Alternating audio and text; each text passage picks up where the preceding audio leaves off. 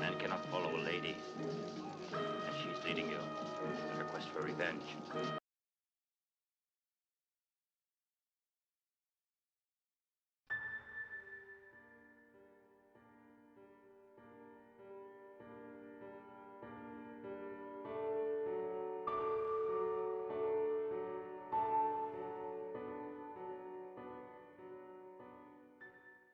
Hello everybody and welcome back to another episode of the 31 Nights of Halloween Horror.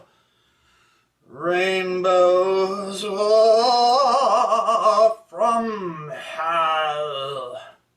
Episode number 25.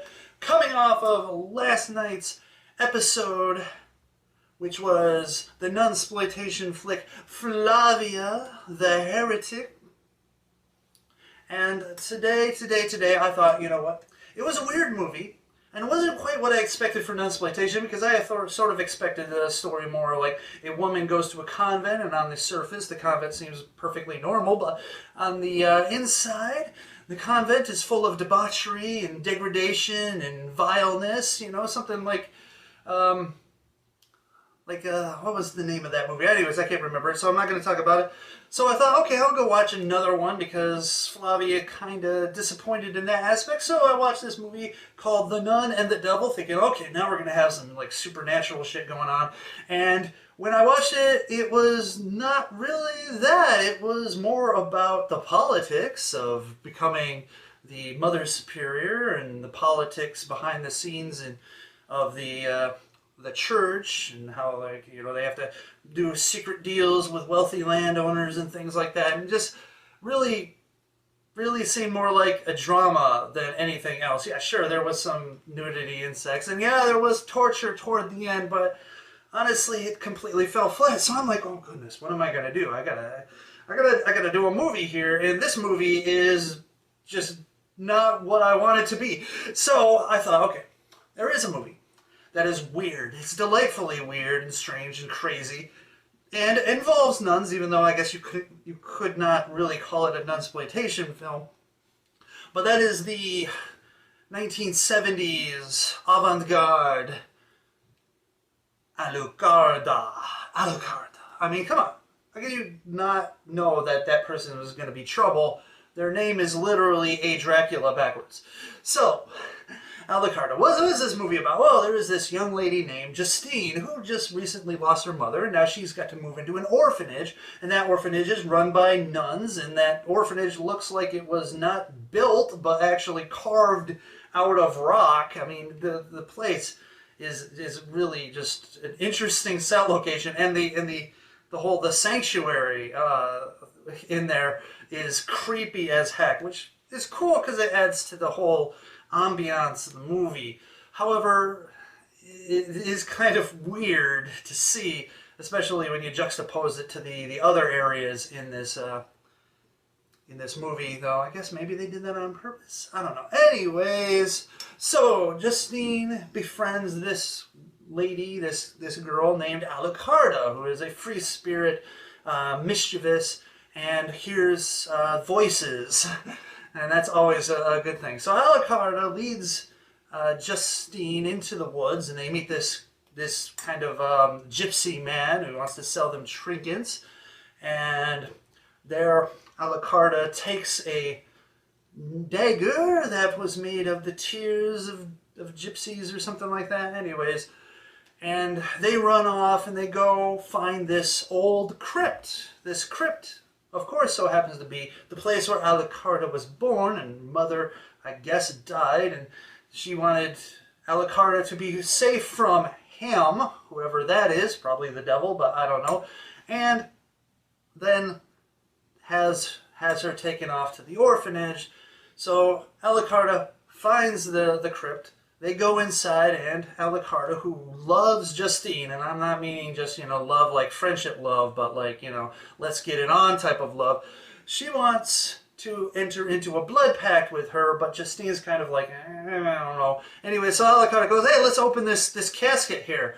And Justine's like, no. And it's like, whatever, open it up, and all of a sudden it screams and stuff, and Alucarda is possessed, I guess, by whatever was in that casket, and which begs to the question if the mother was like, well, keep him away from her, and it was just in that casket, wouldn't she have not had to do all that, like send her away, just say, hey, don't open that casket, seal off the crypt, keep people away from it, whatever. I mean, that would have totally, done the job, but then we would have had a movie. So anyways, so they go back to the convent, and Alucarda, possessed with evil, conjures up the guy from the forest, which I guess he's actually the devil, but who knows.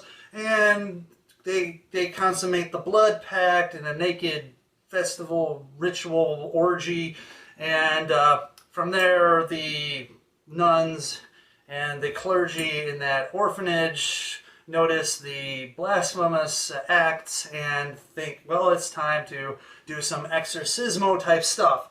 And that's basically the plot of the story. I'm not going to get into all the other stuff that happens, but you get the idea of what's going to go on. And what goes on is kind of violent and crazy. So let's get to those scores. So violence and gore, I'm giving it a 4 out of 5.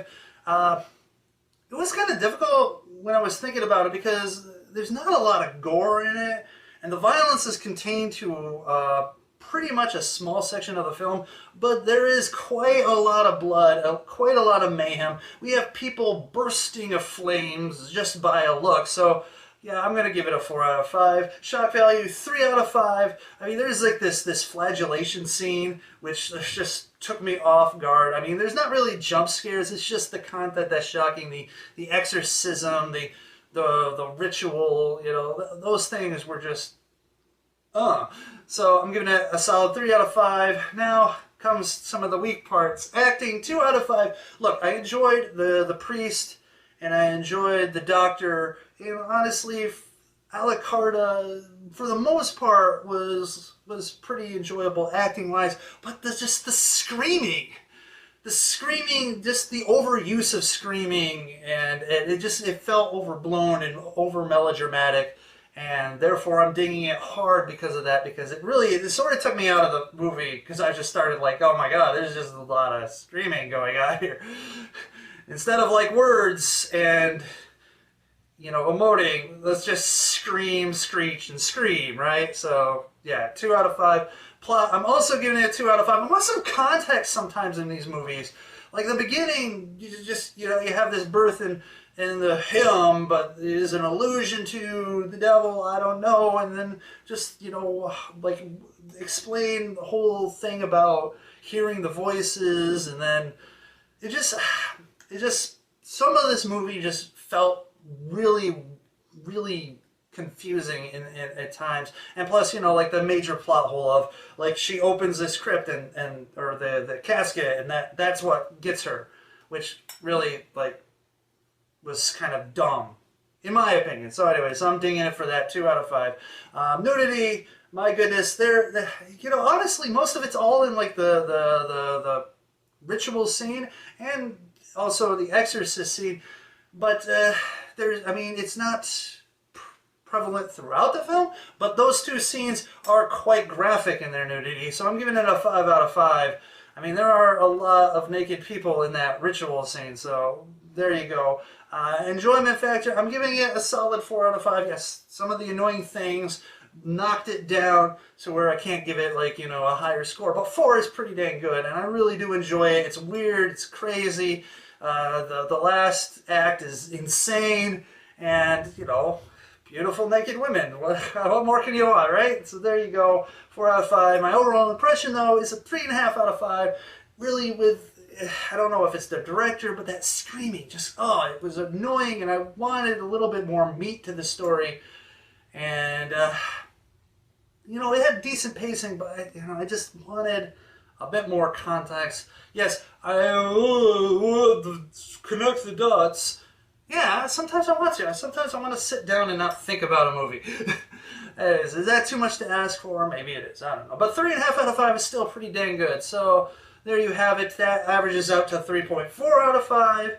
And that is Alucarda, the really strange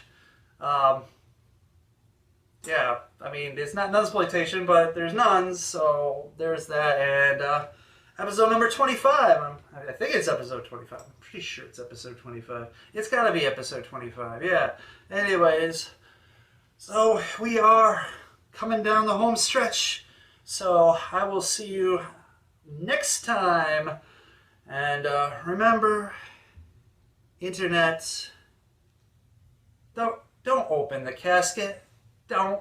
Nothing good's gonna happen. I mean, at best, it's a bunch of bones and decayed flesh. I mean, ew, right?